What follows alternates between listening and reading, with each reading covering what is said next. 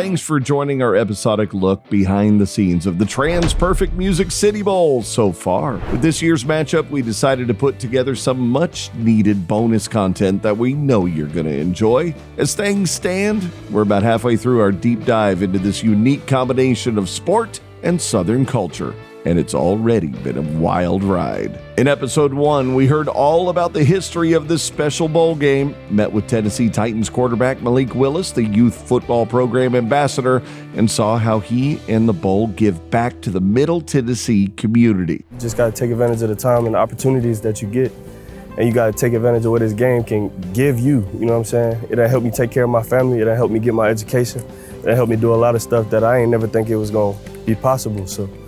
Y'all boys just take advantage of it, go have some fun, and go ball out. After learning about the TransPerfect Music City Bowl's roots and its bigger mission, it was time to see how this game comes together. We spent time with Scott Ramsey, CEO of the TransPerfect Music City Bowl, who walked us through Selection Sunday. It seems on paper that it's as easy as you picking up the phone and calling these schools saying, hey, you want to play the Music City Bowl? Can you walk us through a little bit, like you said, the making of the sausage to get to this decision? So let me try to give you a little bit of the background. So, I think what we're waiting on here, and we're obviously in the middle of the day, we're waiting on the final real top 25. That dictates, obviously, the New Year's 6 games and the 12 teams will play in there. Yeah. Now, some teams are in by contract.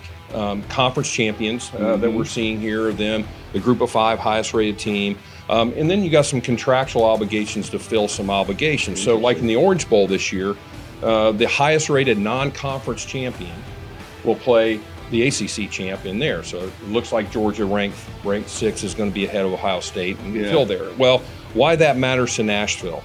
When we go into each conference, every bowl in the country has a conference agreement, and each conference has a different selection process that follows the CFP or New Year's 6. So as we look at the Big Ten, this is our 4th year of a 6-year agreement for both the SEC and the Big Ten. And obviously next year there's a lot of changes with a 12-team playoff, first rounds on campus, conference changing. So we know we're going to have some changes. But when we did the deal 4 years ago, we had a 6-year agreement, and obviously we had COVID in there as well.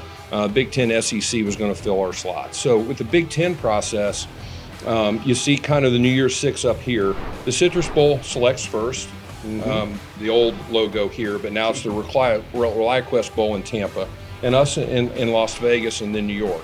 And the rule of thumb here is you can only pick the same team twice in a 6-year period.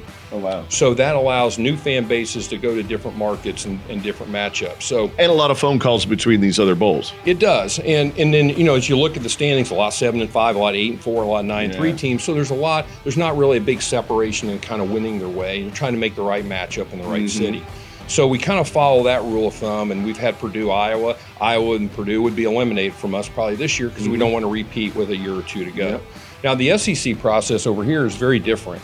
The Citrus Bowl still picks, and then there's a pool of 6 cities: Tampa, Jacksonville, Nashville, Houston, Charlotte, and Memphis. We all are equal, and we all kind of work collaboratively with the conference office, again, to make the best matchup. Rule of thumb being we try not to have the same team within a 3-year period. So a lot of the players aren't the same, fans can kind of get different experience, and matchups are different. So when you kind of work through all that, we've had Tennessee, Kentucky, for example, last 2 years, probably not going to fit in here this year because of that rule of thumb. Now, there's some exceptions, but in that case, that's kind of how it works through the process. So we get to today, you've got to do a lot of waiting for the CFP folks, and then we kind of work through the process through the conference offices before we move through really with the schools individually.